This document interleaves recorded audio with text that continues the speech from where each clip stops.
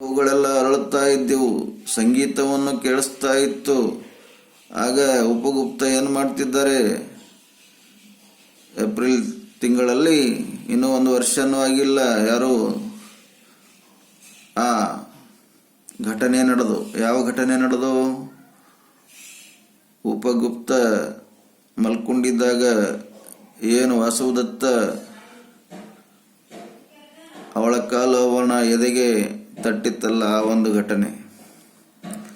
Was that a woman laying at his feet in the shadow of the mango groves?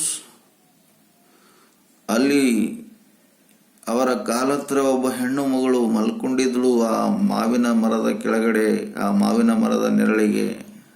ಅದಕ್ಕೆ ಹೇಳ್ತಿದ್ದಾರೆ, was that a woman, ಇವಳು ಆ ಹೆಣ್ಣು ಮಗಳು ಇದ್ದಾಳೇನು ಅಂತ ಇಲ್ಲಿ ಕ್ವಶನ್ ಮಾಡ್ತಿದ್ದಾರೆ.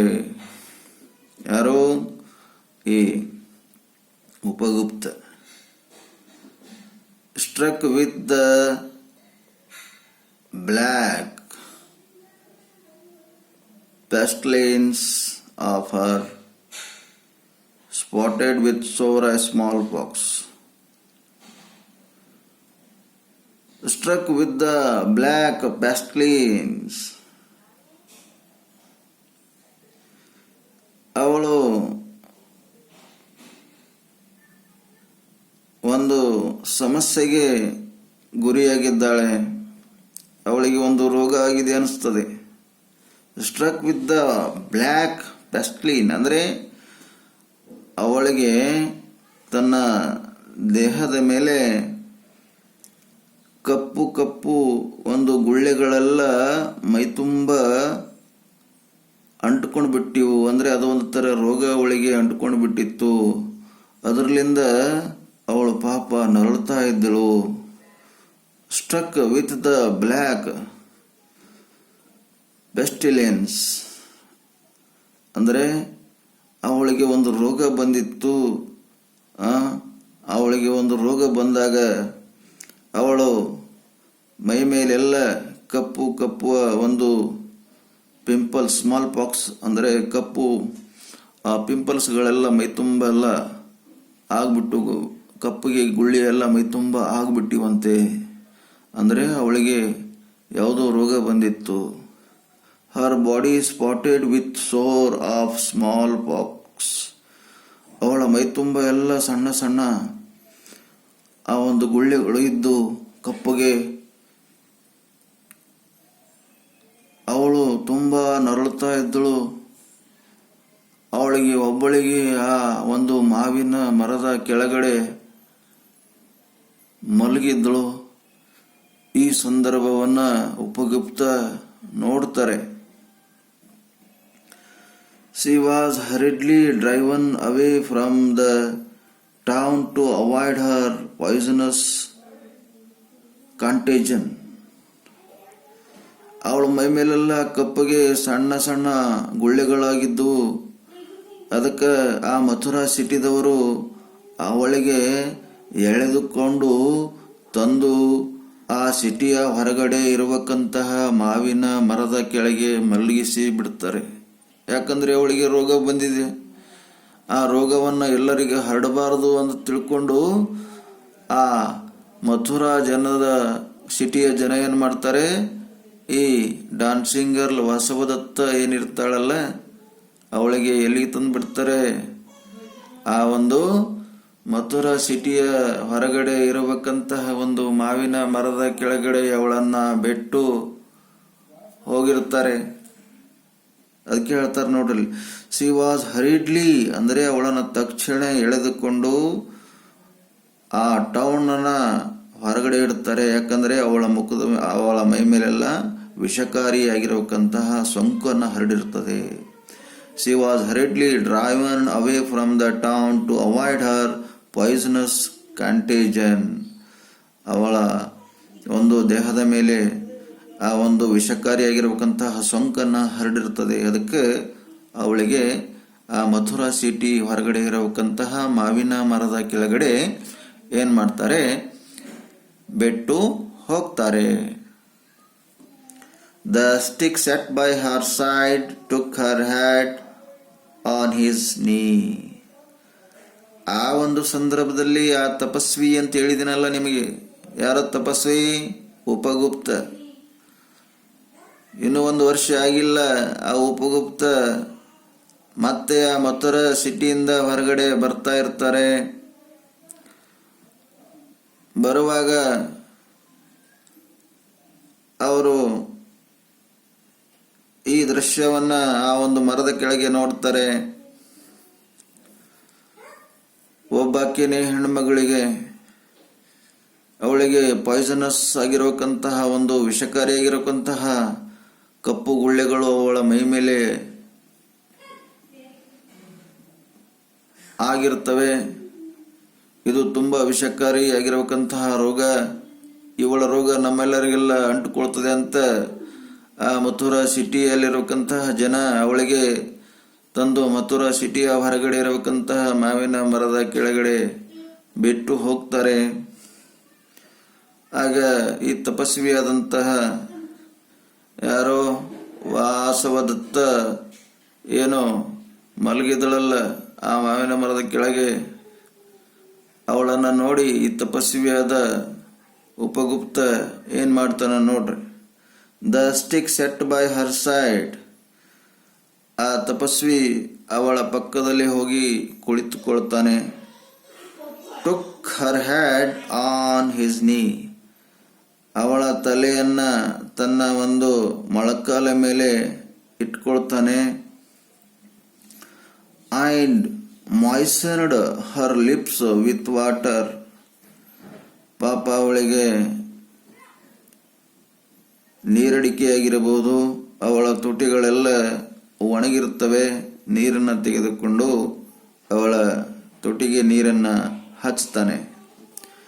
And smeared her body with sandal balm. ಮತ್ತೆ ಏನ್ ಮಾಡ್ತಾನೆ? ಸ್ಮಿಯರ್ಡ್ ಅಂದ್ರೇನು? ಹಚ್ಚುವುದು. ಸ್ಯಾಂಡಲ್ ಬಾಮ್ ಅಂದ್ರೇನು? ಅಲ್ಲಿ ಒಂದು ತರ ಔಷಧ, ಸಿರಿಗಂಧದ ಮುಲಾಮು ಅಂತ ಕರಿತೀವಿ. ಸ್ಯಾಂಡಲ್ ಬಾಮ್ ಅಂದ್ರೆ ಆ ಒಂದು ಶ್ರೀಗಂಧದ ಮುಲಾಮು, ಅದು ಒಂಥರ ಔಷಧಿ ಆಗಿರ್ತದೆ. ಆ ಔಷಧಿಯನ್ನು ತೆಗೆದುಕೊಂಡು ಅವಳ ದೇಹಕ್ಕೆ ಹಚ್ಚಿಬಿಡ್ತಾರೆ. ಯಾರು? ಆ ತಪಸ್ವಿ ಯಾರು? ಉಪಗುಪ್ತ. ಆಗ ವಾಸವದತ್ತ ಕೇಳ್ತಾಳೆ, ಏನಂತ ಕೇಳ್ತಾಳೆ ನೋಡ್ರಿ. Who are you merciful one asked the woman. ನೀನು ಯಾರು? ತುಂಬಾ ಕರುಣೆ ಹೊಂದಿರಬೇಕಂತ ವ್ಯಕ್ತಿ ಇದೆಯಾ ಅಂತ ಯಾರೋ ಉಪಗುಪ್ತನಿಗೆ ವಾಸವದತ್ತ ಕೇಳ್ತಾ ಇದ್ದಾಳೆ. ಯಾರು? ನೀನು ತುಂಬಾ ಕರುಣೆ ಹೊಂದಿರಬೇಕಂತ ವ್ಯಕ್ತಿ ಇದೆಯಂತ ಆ ಒಂದು ನೋವಿನಲ್ಲಿಯೂ ಕೂಡ ವಾಸವದತ್ತ ಕ್ವಶನ್ ಮಾಡ್ತಿದ್ದಾಳೆ ಉಪಗುಪ್ತನಿಗೆ. ನೋಡಿ, the time at last has come to visit you and I am here, replied the young ascetic. ಆವತ್ತು ನೀನು ನನ್ನ ಮಥುರೆ ಗೋಡೆ ಪಕ್ಕದಲ್ಲಿ ನಾನು ಮಲಗಿದ್ದಾಗ ನೀನು ನನಗೆ ಭೇಟಿಯಾಗಿದ್ದಿ. ಇಂಥ ಒಂದು ಡಸ್ಟ್ನಲ್ಲಿ ನೀ ಮಲಗಿದ್ದಿ. ನಮ್ಮ ಮನೆಗೆ ಹೋಗೋಣ ಬಾ ಅಂತ ನೀನು ಕರೆದಿದ್ದಿ ಕೂಡ. ಆದರೆ ನಾನು ಬಂದಿಲ್ಲ. ನಿನಗೊಂದು ಮಾತು ಹೇಳಿದ್ದೀನಿ, when the time is ripe I will come ಅಂತ ಹೇಳಿದ್ದೀನಿ. ಯಾವಾಗ ಸಮಯ ಬರ್ತದೋ ಖಂಡಿತವಾಗ್ಲೂ ನಾನು ನಿನ್ನ ಹತ್ರ ಬರ್ತೀನಿ ಅಂತ ನಾನು ನಿನಗೆ ಮಾತು ಕೊಟ್ಟಿದ್ದೀನಿ. ಇವಾಗ ನೀನು ಕಷ್ಟದಲ್ಲಿ ಇದ್ದಿ, ನಾನು ಅವತ್ತು ಹೇಳಿರೋಕಂತ ವ್ಯಕ್ತಿನೇ ನಾನು, ಅಂದರೆ ಆ ತಪಸ್ವಿ ಇದ್ದೀನಿ ಅಥವಾ ಉಪಗುಪ್ತ ಇದ್ದೀನಿ ಅಂತ ಇಲ್ಲಿ ಉಪಗುಪ್ತ ಹೇಳ್ತಾ ಇದ್ದಾನೆ. ಅದು ನೋಡ್ರಿ, the time at last has come to visit you and I am here, replied the young ascetic. ತರುಣನಾಗಿರ್ಬೇಕಂತ ಒಂದು ತಪಸ್ವಿ, ನಾನು ನಿನಗೆ ಲಾಸ್ಟ್ ಟೈಮ್ ಭೇಟಿಯಾಗಿದ್ದಾಗ ನಾನು ಬರ್ತೀನಿ ಅಂತ ಏನು ಹೇಳಿದಿನಲ್ಲ, ಅವನೇ ನಾನು ಇದ್ದೀನಿ ಅಂತ ಯಾರೋ ಇಲ್ಲಿ ತಪಸ್ವಿ ಆ ಒಂದು ವಾಸವದತ್ತಲಿಗೆ ಹೇಳ್ತಾರೆ. ಅದಕ್ಕೆ ಆ ಒಂದು ಶ್ರೀಗಂಧದ ಮಲಾಮಿನಿಂದ ಆ ವಾಸವದತ್ತಳಿಗೆ ಮೈತುಂಬ ಮೊಲಾಮನ್ನು ಹಚ್ಚಿ ಅವಳ ಒಂದು ಆರೋಗ್ಯ ಮತ್ತೆ ಗುಣವಾಗುವಂತೆ ಈ ತಪಸ್ವಿಯವರು ಆ ಒಂದು ವಾಸವದತ್ತ ಹೆಣ್ಣು ಮಗಳಿಗೆ ಹೆಲ್ಪ್ ಮಾಡ್ತಾರೆ, ಸಹಾಯ ಮಾಡ್ತಾರೆ ಅಂತ ಈ ಒಂದು ಪೋಯೆಟ್ರಿಲಿ ನಾವು ನೋಡ್ತೀವಿ. ಇವಾಗ ರವೀಂದ್ರನಾಥ್ ಟ್ಯಾಗೋರ್ ಬಗ್ಗೆ ಏನಾದರೂ ಕೊಟ್ಟಿದ್ದಾರೆ ನೋಡೋಣ. ಸ್ವಲ್ಪ ಈ ಪದ್ಯ ಬರೆತಿರ್ಬೇಕಂತ ಹತ್ತರು ರವೀಂದ್ರನಾಥ್ ಟ್ಯಾಗೋರ್ ಅವ್ರ ಬಗ್ಗೆ ಕೂಡ ಸ್ವಲ್ಪ ನೋಡೋಣ ನಾಲೆಜ್ ದೃಷ್ಟಿಯಿಂದ. Okay, now about the author. Rabindranath Tagore, the greatest of India's modern poets.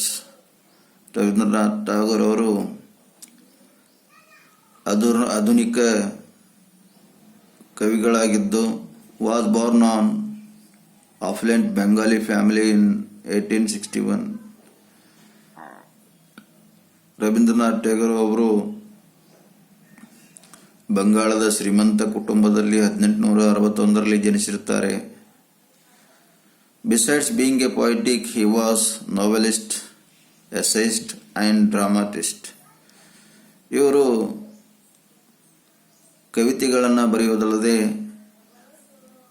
ಸಾಹಿತ್ಯಗಳನ್ನು ಬರಿತಿದ್ರು, essay ಅಂದರೆ ಪ್ರಬಂಧಗಳನ್ನು ಬರಿತಿದ್ರು, ಮತ್ತೆ ನಾಟಕಕಾರರು ಕೂಡ ಆಗಿದ್ರಂತೆ. Tagore was awarded the Nobel Prize in 1913 for his book Geetanjali.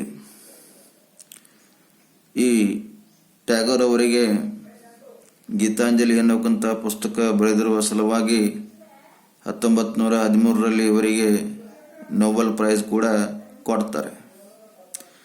He was the founder of the international famous institution Vishwa Bharati at Shantiniketan. ಇವರು ವಿಶ್ವಭಾರತಿ ಶಾಂತಿನಿಕೇತನ್ನ ಒಂದು ಸಂಸ್ಥೆಯ ಸಂಪಾದಕರು ಕೂಡ ಆಗಿರ್ತಾರೆ. ಅಂದರೆ he was the founder, ಅಂದರೆ ಆ ವಿಶ್ವಭಾರತಿ ಶಾಂತಿನಿಕೇತನ್ ಒಂದು ಇನ್ಸ್ಟಿಟ್ಯೂಟ್ ಇರ್ತದೆ, ಅದನ್ನು ಇವರು ಹುಟ್ಟಾಕಿರ್ತಾರೆ. His poetry is profoundly and unmistakably Indian. ಇವರ ಒಂದು ಕವಿತೆಗಳು ಗಾಢವಾಗಿ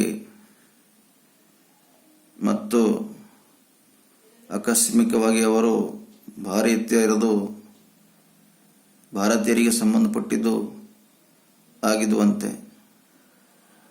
He restates the wisdom of India in verse by mingling love, friendship and music. ಅವರು ಪುನಃ ಮಂಡಿಸುತ್ತಾರೆ ಅವರ ಒಂದು ವಿಜ್ಡಮ್ ಆಫ್ ಇಂಡಿಯಾ, ಭಾರತದ ಬಗ್ಗೆ ಒಂದು ಜ್ಞಾನವನ್ನು ಹೊಂದಿರತಕ್ಕಂತಹ